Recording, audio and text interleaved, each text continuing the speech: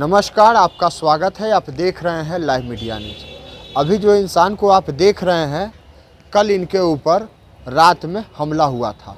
BJP कार्यालय से ये अपने घर जा रहे थे तो रास्ते में जो कहा जाता है कि इन्हें रोक करके और इनके साथ जो है अभद्र व्यवहार किया गया और उसके बाद जो है इन्होंने पुलिस को फ़ोन किया, लेकिन पुलिस जो है घटनाक्रम से आधे घंटे के बाद पहुंची। आइए जानते हैं कि पूरा मामला क्या है। कंकड़बाग थाना से संबंधित ये मामला है। कल क्या हुआ था मैडम आपके साथ? कल बीजेपी से कार्यालय से जाते वक्त 9 साढ़े 9 बजे के बीच में मेरे ऊपर जानलेवा हमला हुआ। अभद्र व्यवहार नहीं कहूँगी, इसको जानलेवा हमला करूँगी, क्योंकि एक कार जिस पे कि 2-3 व्यक्ति सवार हैं वो मेरे कार के ठीक सामने आ गए और पीछे से 7-8 बाइक, ना तो मैं आगे जा पा रही थी ना पीछे जा पा रही थी। और कार से उन्होंने एक पुलिस जो स्टिक यूज़ करती है उनके पास स्टिक था और उस स्टिक से मेरी कार पर ज़ोर ज़ोर से पटकने लगे और अभद्र शब्दों का उपयोग करने लगे। ये लगता है कि कहीं ना कहीं कोई ना कोई चुनावी जो रंजिश है उसको निकालने की कोशिश है या क्या है, मैं तो किसी को पहचान नहीं रही थी। और फिर उन्होंने मॉब लिंचिंग जैसा क्रिएट किया। सबको उन्होंने बोलना शुरू कर दिया कि ये दारू पीकर आई हैं और ये दारू पीकर ऐसा कर रही हैं, जबकि मैं तो हाथ जोड़ के आपसे भी विनती करती हूँ, पुलिस से भी, सरकार से भी विनती करती हूँ कि वो फुटेज को निकालें और देखें कि इस तरीके का, अगर मुझ जैसी महिला जो कि बहुत सशक्त मैं अपने आप को मानती थी और मेरे साथ जब ऐसा हो रहा है तो आम महिलाओं की स्थिति क्या रह जाएगी। मैं अकेली थी, मैं बहुत डर गई थी। 10-15 मिनट तो मेरे कुछ समझ में नहीं आ रहा था कि लोग क्या करना चाह रहे हैं, लेकिन जब मेरा मेरी गाड़ी है विटारा ब्रेजा, जब पूरी गाड़ी हिलने लगी और मुझे लगा कि अब यहाँ से बच निकलना मुश्किल है, तो मैं अपने परिवार वाले लोगों को याद करने लगी, उनको एक एक करके फ़ोन लगाने लगी। और जबकि पुलिस का वो जो थाना है वो 5 से 10 मिनट की दूरी पे है। कौन थाना है? कंकड़बाग थाना है। मुझे बहुत ही आश्चर्य हुआ कि वहाँ पे 200-250 की भीड़ जमी है, पूरा रोड ब्लॉक। बाद में किसी पुलिस वाले ने बोला कि मैडम कि 400-500 लोग वहाँ जमा थे। जब 400-500 लोग की भीड़ है तो पुलिस को पहुँचने में इतना समय लगा। मैंने पुलिस से भी यही रोते रोते उस वक्त सवाल पूछा कि क्या जब मेरे मरने का आप लोग इंतज़ार कर रहे थे? मैं मर जाती तब आप आते अर्थी उठाने के लिए। 112 नंबर की गाड़ियां तो 10 मिनट में पहुंचती है। 112 नंबर डायल ही नहीं हो रहा था, पूरा डायल हो करके ख़त्म हुआ है। थाना में भी मैंने कॉल लगाया। राजधानी का ये हाल है। राजधानी का ये हाल है। प्राइम एरिया जो कि राजेंद्र नगर गोलंबर माना जाता है, चूँकि रविवार का दिन था, कम भीड़ थी, लेकिन इस तरह की का 250-300 का जमा होना और वहाँ पे जहाँ आजकल वॉकी टॉकी में पुलिस हाजिर हो जाती है, लेकिन जब मेरे कार का शीशा फूटना चालू हो गया तब जाकर वहाँ पे पुलिस पहुँची, मेरे परिवार के लोग भी पहुँचे और बाइक तुरंत बाइक सवार हुए और वहाँ से मेरे परिवार वाले उनके बहुत दूर पीछे भी गए, लेकिन कहीं गली में इस तरीके से बाइक घुसा कि वो पकड़ नहीं पाए। पुलिस वाले ने 2 लोगों को गिरफ्तार किया है। वहाँ से पूरी कार उन्होंने जब्त करके रखी है। मेरे भी कार को ले जाया गया। खैर उसका जो शीशा है वो पूरे ही मेरे सर पे आके लगा, लेकिन भगवान का धन्यवाद करना चाहूँगी, जिस बुरे नियत के साथ वो लोग आए वो बुरे नियत नहीं हो पाया। मैं फिलहाल आपकी जान लेने की साजिश थी क्या? जानलेवा हमला है। मैंने FIR में भी लिखा है। मैंने उन लोगों को बोला है कि अगर आपकी बहू बेटियों के ऊपर ऐसा अत्याचार होगा और इस तरीके से होगा, ये जो जानलेवा हमला कर रहे हैं ये कौन लोग हैं, कृपया करके पता लगा जाए। मैं यही बार गुहार लगा रही हूँ। अच्छा, पुलिस से क्या मांग करते हैं कि वहाँ पर CCTV कैमरा भी लगा हुआ है, क्या मांग करते हैं आप? जी, वहाँ पे सरकारी CCTV कैमरा लगा है, तो मुझे लगता है कि अगर पुलिस निष्पक्ष हो के अगर उस फुटेज को देखेगी तो देखेगी कि किस तरीके से लोग हमला किए हैं, किस तरीके से बोनट पे बार बार किया गया है, चारों तरफ से धक्का दिया गया है और मुझे बाहर निकलने के लिए बाध्य किया गया। मेरे हाथ को भी बहुत तोड़ मरोड़ किया गया। मेरा एक हीरे का ब्रेसलेट उन लोगों ने छीन लिया है और वहाँ पे बहुत सारे लोग भी पहुँच आए और अब तो मुझे ऐसे कॉल्स आ रहे हैं कि आपको समझौता करना ही पड़ेगा। सुबह में कंकड़बाग थाना से भी कॉल आया कि आप समझौता कर लीजिए, आपके लिए यही बेहतर होगा। इस तरह के कॉल आ रहे हैं, तो आप बताइए इतनी भयावह स्थिति वो लोग क्यों कर रहे हैं, और इसकी निष्पक्ष जांच हो, इसके लिए मैंने डीजीपी साहब को कॉल किया है।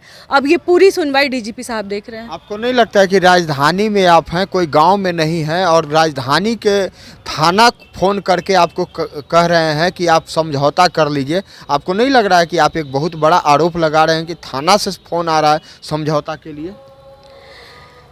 देखिए, जिस वार्ड में मैं खड़ी थी उस वार्ड का भी कोई बहुत अच्छा नहीं है, और जहां मैं हूँ उनका नाम है रविशंकर जी हैं, उन्होंने बिल्कुल ही मेरा, मैं क्या बोलूँ, मुझे नहीं बोलना चाहिए अपने प्रशासन के बारे में ऐसा, उन्होंने मेरी अर्जी ली ही नहीं। अर्जी भी नहीं ली? अर्जी भी नहीं ली, वो रिसिप्ट भी नहीं दे रहे थे। 1:30 बजे रात तक हम लोग परेशान रहे, हम लोग दुहाई देते रहे उनको कि आप सीसीटीवी निकालिए, आपकी महिला के साथ ऐसा होगा तो क्या होगा। अंतिम में मुझे बड़े प्रशासन को कॉल करना पड़ा, हमारी भी जान पहचान है, उनको कॉल करना पड़ा। तो डीजीपी सर ने मुझे ये वादा दिया कि आप बिल्कुल ही डरे नहीं, हम आपके साथ हैं, आपकी अर्जी ली जाएगी, उन दोनों को तब तक अंदर रखा जाएगा जब तक पूरा जांच पड़ताल नहीं हो जाता है, और उनकी गाड़ी को भी जब्त किया गया। ये बताइए कि आप कितने बजे की ये घटना है?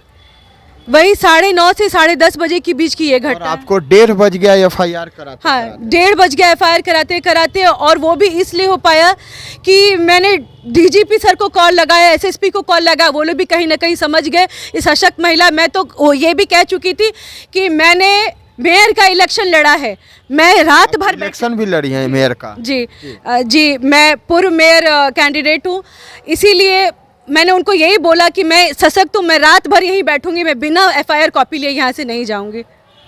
मैं आपको बता दूं कि बिहार के नए डीजीपी आज 20 तारीख है, और 20 तारीख से उन्होंने एक संज्ञान चला रहे हैं कि मोटरसाइकिल से लोग शहर के हैं तो हर वार्ड में जाएंगे, और गांव के हैं तो हर पंचायत तक जाएंगे, और जा कर के लोगों का समस्या सुनेंगे।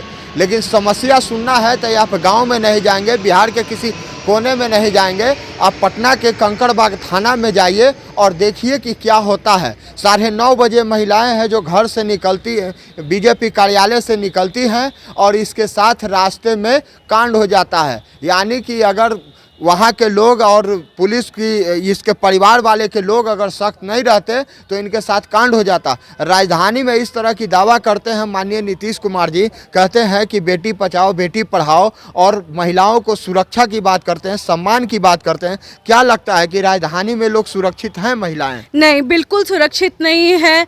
जब से बीजेपी की सरकार गई है और ये महागठबंधन आया, दंगल राज हो गया है, जंगल राज हो गया है, जंगल राज रिटर्न हो गया है। जिस तरीके से मेरे साथ हुआ, लोग भी चुप थे। आश्चर्य की बात देखिए, उन लोगों ने लोग को भी ऐसा भड़का दिया, लोग भी चुप है, कुछ नहीं कर रहे, क्योंकि वो डर रहे हैं उनसे। वो मुझसे आके कह रहे हैं कि आप शांत रहिए। वो ये नहीं करे, पुलिस को किसी को फ़ोन नहीं कर रहे हैं, वो कह रहे हैं कि आप शांत रहिए, और वो कहीं ना कहीं बहुत ही डरे हुए थे अराजक की स्थिति देख के।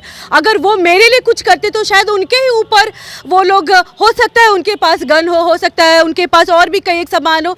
वो लाठी मैंने देखा, वो पत्थर मैंने देखा, और इससे लोग बहुत डरे हुए थे, इसलिए वो लोग चुप थे और सिर्फ ये स्थिति देख रहे थे। यानी कि कहीं ना कहीं आपकी जान लेने की साजिश भी तो थी क्या?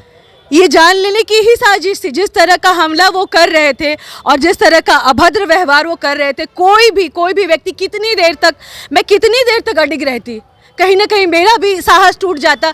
अभी तो 2 शीशे टूटे हैं, और भी शीशा टूटता तो सभी लोग तो अंदर ही घुस जाते। लेकिन आधा घंटा ही लेट मेरे परिवार वाले आए, वहाँ पे पुलिस वाले आए। दंगाई जो थे, कुछ दंगाई भाग गए, लेकिन कुछ दंगाई पकड़े गए। तो ये जो स्थिति, ये जो माहौल हो रहा है, मुझे तो बहुत ही भयावह लग रहा है, और स्थिति अब अच्छे लोगों को रहने लायक नहीं रह गई है। 2 लोग पकड़ाए हैं, और माननीय नीतीश कुमार जी और गृह विभाग के जो डीजीपी महोदय हैं, उनसे क्या मांग करते हैं आप महिलाओं की सुरक्षा को लेकर?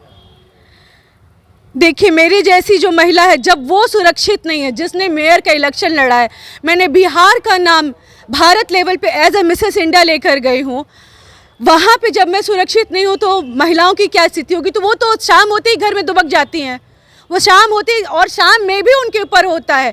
ये जो हमलावर हैं, ये जो दंगाई हैं, ये जो तत्व हैं, बुरे तत्व हैं, ये तो हर हमेशा मौजूद होते हैं। तो मेरी यही मांग है नीतीश जी से कि इसको निष्पक्ष जांच करिए। आप देखिए कि वो जो लोग जो बाइक से आए थे, सीसीटीवी फुटेज से निकालिए, जिन्होंने कि मेरे कार पे हमला किया, जो मेरे ऊपर हमला किया, जिन्होंने मेरे सामान को छीना, मेरे सम्मान को छीना है। जो कार से भी जो व्यक्ति आए थे, उन जो अभी गिरफ्त में है, उनसे अच्छी तरह से पूछा जाए कि इनके पीछे कौन है और तुमने उस महिला के साथ ऐसा क्यों किया।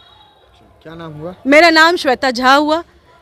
साथियों, आप देख रहे थे लाइव मीडिया न्यूज़। इस महिला के लिए उस वीडियो को शेयर कीजिए ताकि इन्हें न्याय मिल सके।